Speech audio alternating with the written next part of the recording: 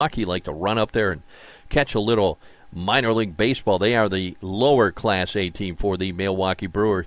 David Dennison, one-out single to right, drove in Taylor Smith-Brennan with the winning run in the ninth, and Angel Ortega's squeeze brought home an insurance run in the Timber Rattlers' 5-3 win over the Iowa Cubs. So that's what's going on down there in the minor leagues. Let's take a real close look at the standings as we stand today in Major League Baseball. In the Central Division of the National League, the Milwaukee Brewers have a 4-game lead over the St. Louis Cardinals. The Brewers are 22-13.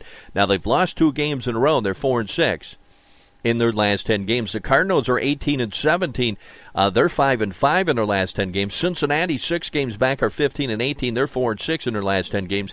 Pittsburgh's starting to put something together here. They've won 2 games in a row, 5-5 in their last 10 games, but they're 7.5 games out. They are 14-20. The Cubs are in last place, where they're going to be for the full season. They're 11-21, 9.5 games back, and they've lost 4 games in a row. The White Sox have owned the Cubs down there in Chicago. Eastern Division, Miami and Washington now have a lead, a share of the lead, both at 19 and 15. Miami has won 4 games in a row. They're 8-2 in their last 10 games. Washington is 6-4 in their last 10 games. Atlanta's at 18-15. They're a half game back. They're 2-8 in their last 10 games. The New York Mets are 16-17. They're 2.5 games back, but they're 3-7 in their last 10 games. They have lost 3 games in a row. Philadelphia is in last place, but only 3 games out, 15-17. They're 4-6 in their last 10 games, and they've lost 3 games in a row. In the Western Division, the San Francisco Giants and the Colorado Rockies are in first place.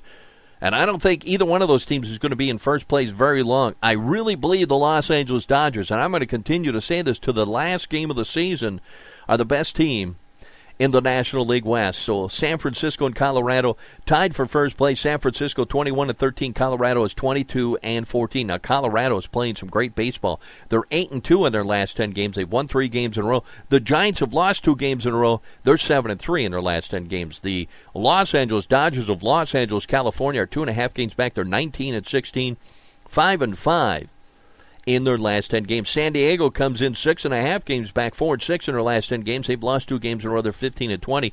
And here comes the Arizona Diamondbacks at 13-24, 9.5 games back, 5-5 in their last 10 games. And they've won 2 games in a row thanks to the Milwaukee Brewers. In the American League Central Division, the Detroit Tigers have a 5-game lead over the Chicago White Sox, who've won 4 games in a row. They're playing great baseball. They're 6-4 in their last 10 games. Now Detroit's 20-9.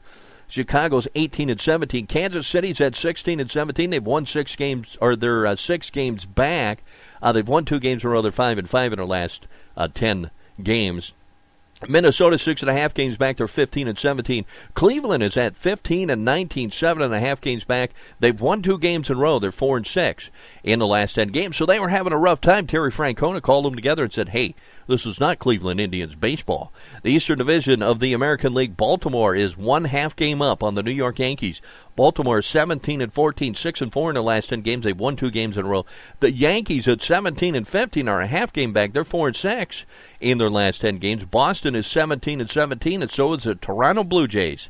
They're both 1.5 games back. Both teams have won 6 out of their last 10 games. In last place, Tampa Bay, 4-6 in their last 10 games. They've lost 2 games in a row. They're at 15-19.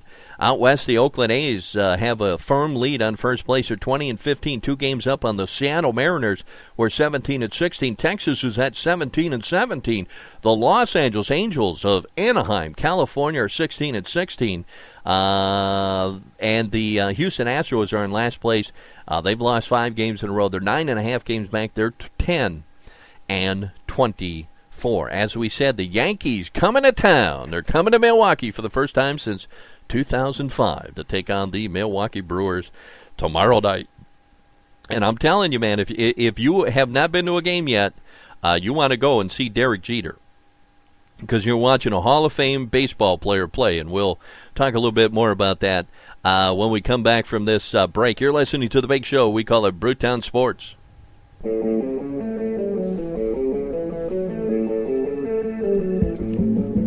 Brewtownsports.podomatic.com. One of my favorite things about doing the big show is being on the BaseballTalkRadio.com network.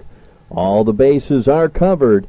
Here's some of the fantastic shows on BaseballTalkRadio.com. Baseball Talk Radio is proud to congratulate Mr. Brewtown and his Brewtownsports show on his 500th episode. Check out all of his shows right at BaseballTalkRadio.com. Follow Mr. Brewtown on Twitter. He's at Brewtownsports.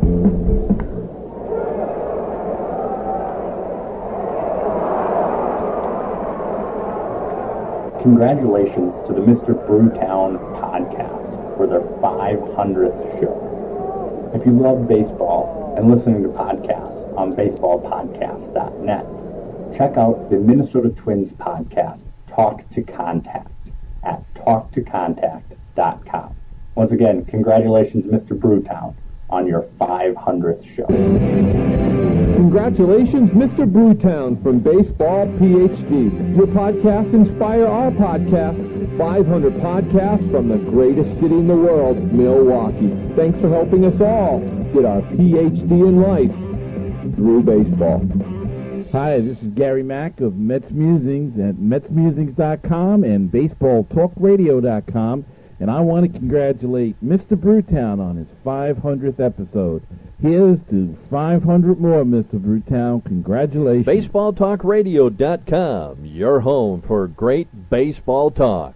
Listen to Brewtown Sports on your iPhone, Android, WS, BOS phones, or BlackBerry device. Go to Stitcher.com. Stitcher Smart Radio. It's the smarter way to listen to the radio. Hey, welcome back to the big show, ladies and gentlemen. It's me, Mr. Brewtown. You are listening to Brewtown Sports. Look for us on Twitter and Google Plus, Brewtown Sports. Facebook, it's called Mr. Brewtown. You know, all them podcasts are great podcasts because it like me, they're sharing their love of Major League Baseball and their teams. And sadly, if you haven't heard, iTunes decided to take some of the podcasts down off of their iTunes store because some of the podcasts were using the names of the teams in their names of their shows. So like Mets Musings and some of the other programs, Major League Baseball and iTunes have decided that you just can't do that. You can't do that. You cannot share your love of your local baseball team with the world on the internet and use the name. Now, I could understand if somebody was saying, I am the official podcast of the Philadelphia Phillies or the Detroit Tigers or the Chicago White Sox. I could see where the copyright infringement would come in. But when you got somebody like Big Gary Mack, one of the best damn shows on the internet, I will put that thing up there. It is as good as any of the radio programs in New York. I mean, he may not have the best voice. He doesn't have the experience in radio, but this guy is just as good as anybody. Rich Baxter of Phillies, of the Fighting Phillies, he's as good as anybody in Philadelphia. But yeah, Major League Baseball, even though Major League Baseball said they didn't put any pressure on iTunes, it was solely iTunes who decided to do this. I find the whole thing amazing. I find it disgusting. And I'm saying, hey, Major League Baseball, come after me. Take my damn show off of iTunes. Like, I really care. I don't get any hits on iTunes. I just put it up there because it was there. That's it. Come after me. You want a war? I'll give you a war. No, I'm just kidding. I do not want to get into a war with Bud Selig and Major League Baseball, but it's just stupid. So just iTunes, come on. Put those shows back up there, man. They're not hurting anybody. It's just another way that Major League Baseball and even iTunes, it's free advertisement because I tell people, hey, you can get my show on iTunes. I don't get any hits off of iTunes, but what the hell? I mean, I'm giving you free advertisement.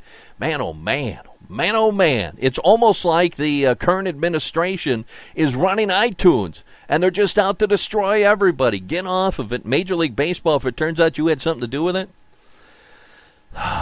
Bud Selig, you got to go, my friend. You got to go. You've done a lot of good for Major League Baseball, and I love you. You're the Milwaukee guy, and I love anybody from Milwaukee. But, geez, come on, let's get it together. If it turns out that you had something to do with this, it's time for you to go, man. Need to bring in somebody with some fresh ideas, somebody that understands it. We're helping you with your brand. We're giving you some free advertisements, so there you go. I just thought I'd throw that out there because I've been getting a lot of emails, a lot of people talking about that. Like, gee, what's going on with that? How stupid is that? I have not received one email or one comment on Facebook from anybody who said, yeah, we really agree with iTunes and Major League Baseball on this.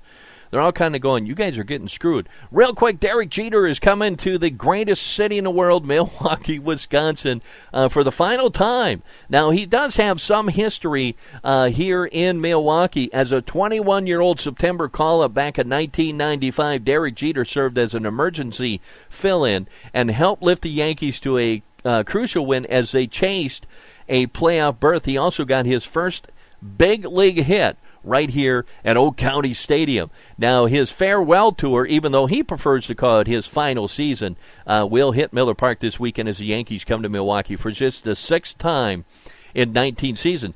Now, back in 1995, of course, the Milwaukee Brewers were playing at County Stadium, and they were in the American League, so they played the Yankees quite a bit. Jeter wasn't even supposed to start on that September 26th game against the Brewers. The Yankees were a half a game ahead of the California Angels for the wild card with 5 games to play, and they needed wins here at County Stadium to move towards a playoff berth. Now, what happened was Yankees center fielder Bernie Williams had flown home to Puerto Rico to spend an off day with his wife and newborn daughter. Now, according to stories written by reporters at that time, Bernie Williams was supposed to fly out at 10:05 a.m. Eastern Standard Time and arrived in Chicago, where a team in play would then drive him to Milwaukee, but Williams thought the flight was at 10:30 in the morning, and he missed his plane. He eventually switched around his travel plans, but he didn't make it in time for the first pitch. Now, Buck Showalter, who at that time was the manager of the New York Yankees, rearranged his lineup so it would be easy for him just to insert Williams whenever he arrived. And now that meant that Gerald Williams shifted from left center to center field. Randy Valverde went from shortstop to left, and then Derek Jeter got just his 4th career start at shortstop. Now, Jeter had spent May 29th through June 11th in the big leagues with the Yankees, hitting .234 at 47 at-bats. He was brought back up when the rosters expanded in September, but he hadn't had a plate appearance in nearly a month. And with 2 outs in the second inning and Gerald Williams on first base, Derek Jeter doubled the right center off of Brewers right-hander Scott Carr to put the Yankees up 1-0. Jeter's night didn't last long as Bernie Williams arrived and replaced him in the bottom of the 3rd, but his run-scoring double proved to be a big blow in the Yankees' 5-4 victory. Now, Milwaukee County Stadium became one of Jeter's favorite places to hit. He had a .383 batting average in 13 career games in the former home of the Brewers. Jeter batted .409 in Milwaukee in 1996. and .333 in 1997. Of course, the Brewers moved to the National League, and that meant the Yankees were no longer going to be able to make regular trips into Milwaukee. Now, interleague play brought Jeter and the Yankees to Miller Park back in June of 2005 as the Brewers took 2 of 3 games in the series. Jeter had 2 hits off of the Brewers starter Doug Davis on June 6th and had one of the 2 hits allowed by Ben Sheets in Milwaukee's 2-1 win back on June 7th of that year. So he's got some history here, and a lot of people are talking about, should the Brewers even give him a gift? Like I said on yesterday's show, I'm kind of on the fence about that. They will honor Derek Jeter on an on-field ceremony before Sunday's afternoon game. It's not known if they will present him with a special gift, something that has become tradition for teams to do when future Hall of Famers play in their city for the final time. So if they do, they'll probably give him some bratwurst, some beer, and maybe a Harley-Davidson motorcycle. That'd be nice. Well, wouldn't that be nice? Because he will always remember Milwaukee.